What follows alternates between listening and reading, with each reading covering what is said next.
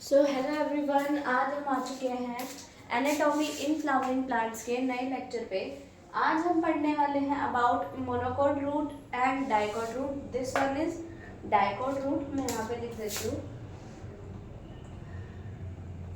And this one is monocot root.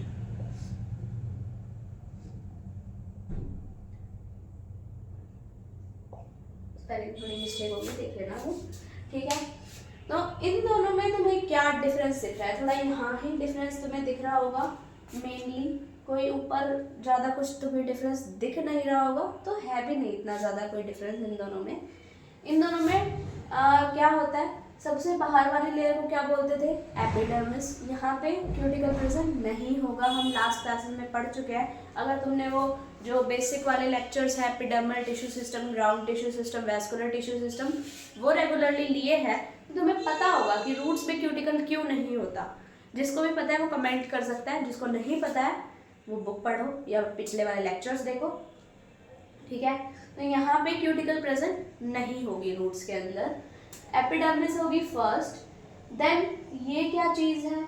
Cortex. अब कुछ लोग बोलने वाले थे अब आने वाली है हाइपोडर्मिस, तो लास्ट लेक्चर्स देखो, यहाँ पे हाइपोडर्मिस भी नहीं आ रही है, ठीक है। फिर ये क्या चीज़ है? कॉर्टेक्स के बाद यहाँ पे तो एंडोडर्मिस होती थी, ये इतने बड़े बड़े कैसे हो गए ये सेल, है ना। एंडोडर्मिस के बारे में हमने क्या पढ़ा था कि compactly packed parenchymata cells, no intercellular spaces, but ये कुछ ज़्यादा ही बिगर सेल नहीं लग रहे एक्स्ट्रा, और मैंने अलग कलर से भी बनाए हुए हैं।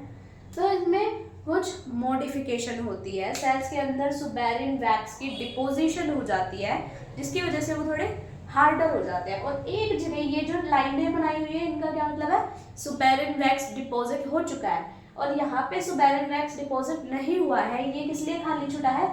वाटर की एंट्री के लिए। यहाँ से रूट के अंदर पानी अंदर आएगा, इधर भी छोड़ा हुआ है, ठीक है।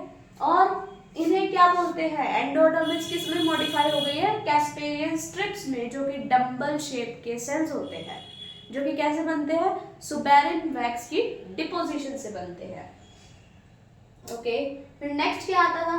पेरिसाइकिल। ये पेरिसाइकिल ही है, ये यहाँ पर जो है पेरिसाइकिल रूट के अंदर सेकेंडरी ग्रोथ के लिए रिस्पॉन्सिबल होता है। यहाँ पर ही कैम्बियम की फॉर्मेशन होती है इधर, ओके। क्योंकि यहाँ पे देखो कंजॉइंट वाला जो सिस्टम था वो नहीं है, यहाँ पे रेडियल वेस्कुलर सिस्टम है।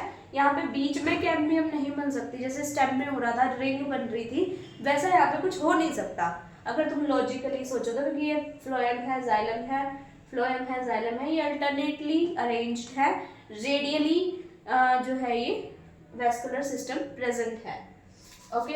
इधर भी सेम चल रहा है, तुम देख सकते हो, एपिडर्मिस आ गई, कॉर्टेक्स आ गई, डंबल शेप कार्पेरियन स्ट्रिप्स आ गए, पेरिसाइकिल्स आ गए, ओके। अब डिफरेंस आएगा यहाँ, क्या अलग दिख रहा है कि वेस्कुलर बंडल वहां पे कितने बनाए हैं मैंने? सिर्फ 4, यहाँ पे कितने बना दिए? 6। बट एक्चुअली में होता क्या है, यहाँ पे 2 से लेके 6 तक प्रेजेंट हो सकते हैं डाइकोट में, बट मोर कॉमन क्या होता है?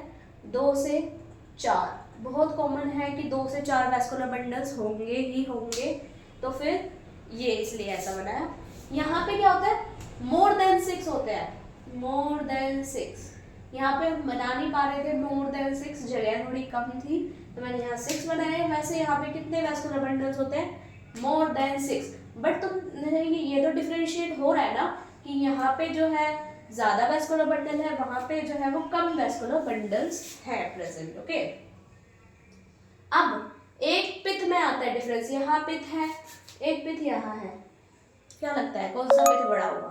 अगर तुम लॉजिकली सोचो तो तुम ये सोचोगे कि वो पिथ बड़ा होगा शायद, क्योंकि वहाँ पे जो है वो जाइलम फ्लोएम कम है, तो मे बी स्पेस थोड़ी ज़्यादा मिल जाएगी। मेरे को यही गलतफहमी रहती थी कि वेस्कुलर बंडल्स कम है, स्पेस ज़्यादा मिल जाएगी तो पिथ बड़ा हो जाएगा, और यहाँ पे तो वेस्कुलर बंडल ही कितने सारे हैं, तो स्पेस ही नहीं मिल पाएगी पिथ के लिए, तो पिथ छोटा हो जाएगा। बट होता अपोजिट है, मोनोकोट के अंदर ज़्यादा वेस्कुलर बंडल भी है और बड़ी पिथ भी है। पिथ क्या होती है? जो सेंटर में जो सेल्स प्रेजेंट होते हैं, पैरेन्काइमेटा सेल्स प्रेजेंट होते हैं, उन्हें कहते हैं पिथ। और यहाँ मोनोकोट में पिथ भी बड़ा है, वेस्कुलर बंडल भी ज़्यादा है, वहाँ पिथ भी छोटा है और वेस्कुलर बंडल्स भी कम है, दैट्स इट, ठीक है, रूट्स के बारे में हमने पढ़ लिया। तुम्हें क्या करना है, दोनों को, तुम भी जैसे मैं बनाती हूँ ना एक साथ, मैं तुम्हें अलग अलग क्यों नहीं पढ़ा रही, मैं ये भी तो कर सकती हूँ, मोनोकोट रूट अलग पढ़ा दिया, डाइकोट रूट अलग पढ़ा दिया, मतलब सॉरी वो डाइकोट है, ये मोनोकोट है, डाइकोट अलग पढ़ा दिया, मोनोकोट अलग पढ़ा दिया। मैं ऐसा क्यों नहीं कर रही, अलग अलग डायग्राम क्यों नहीं बना रही? ये नहीं है रीजन कि मुझे जल्दी लपेटना है या जल्दी हो जाए, नहीं, तो दोनों एक साथ बनती है जब तुम्हें डिफरेंस भी क्लियर होता है कि किसमें क्या अलग है, तुम्हें क्लियरली दिख रहा है, तुम्हारे सामने है दोनों डायग्राम्स, और बुक में तुम्हें ऐसे नहीं दिखेगा, बुक में अलग अलग एक्सप्लेनेशंस दी हुई है, तो और तुम ये सोचोगे भी नहीं कि हम एक साथ सारे डायग्राम लिखें। बट मेरी तुम्हारे लिए यही सजेशन है कि अगर तुम अपने नोटबुक्स में भी बनाते हो या नोट्स बनाते हो, रफ में बनाते हो, तो एक साथ बनाया करो। एनाटॉमी में बहुत हेल्प मिलती है मोनोकोट डाइकोट में डिफरेंशिएट करने में, सभी का, सिर्फ रूट की बात नहीं है, स्टेम लीफ सभी में एक साथ ऐसे बनाया करो, तुम्हें क्लियरली दिख जाएगा कि क्या डिफरेंस है, क्योंकि ऑलमोस्ट तो सारी चीज़ें सेम है, तुम वापस क्यों पढ़ोगे ये चीज़ें, है ना, बस यही बात है। ओके, और ये क्या बनाए हैं, ये क्या बनाए हैं, कौन बताएगा? ये है रूट हेयर्स। रूट हेयर्स का क्या काम होता है?